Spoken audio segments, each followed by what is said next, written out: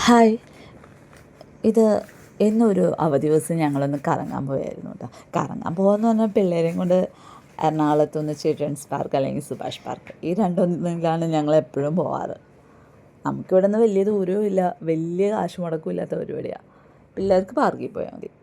അപ്പോൾ ഞങ്ങൾ അങ്ങോട്ടേക്കാണ് പോയത്. അന്നത്തെ ദിവസം അവിടെ വലിയ തിരക്കുണ്ടായിരുന്നു.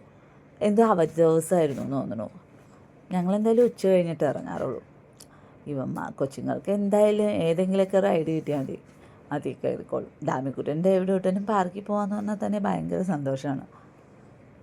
ഒരുപാട് ഇതുണ്ടായിരുന്നു. പിന്നെ ഡാമിക്കുട്ടൻ അവിടെ വെച്ച് എന്തോ കാര്യത്തിന് വഴക്കിട്ടിരിക്കുക. എന്തോ കാര്യം പറഞ്ഞാൽ അവിടെ വെച്ച് പപ്പയും മോനും കൂടി ഉടക്കിയതാണ് കേട്ടോ. ഏതൊരു റൈഡിൽ കയറിയപ്പോഴേക്കും ചാടിക്കൊള്ളാൻ പറഞ്ഞു. അപ്പോൾ അവൻ ചാടിയപ്പോൾ അവൻ്റെ തല ഒന്ന് മുട്ടി. അതാണ് അവൻ വഴക്കിട്ടിരിക്കുന്നത്. പിന്നെ എല്ലാത്തിലും കയറി എനിക്ക് തോന്നുന്നത് ഇത് സുഭാഷ് പാർക്കാണെന്ന് കേട്ടോ തോന്നണം. അവിടെയാണ് മറ്റേതിനേക്കാളും നല്ലത് എന്തായാലും.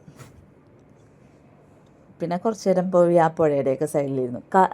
കായലിൻ്റെയൊക്കെ സൈഡിലിരുന്നു. അപ്പോൾ സൺസെറ്റിൻ്റെയൊക്കെ സമയമായിരുന്നു. നല്ല രസമുണ്ടായിരുന്നു, എന്തായാലും അടിപൊളിയായിരുന്നു.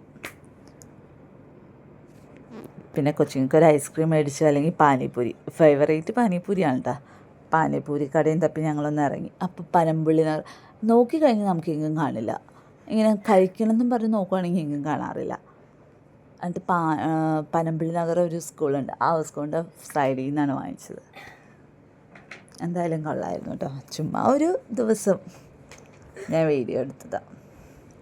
അപ്പം അത്രയൊക്കെ ഉള്ളൂ കേട്ടോ. ഞങ്ങൾ ഇങ്ങനെയൊക്കെ കേട്ടോ, എവിടെയെങ്കിലും പോവുകയാണെങ്കിൽ ഇങ്ങനെയൊക്കെ ഒന്ന് നമ്മുടെ ചുറ്റും ഒന്ന് കറങ്ങും.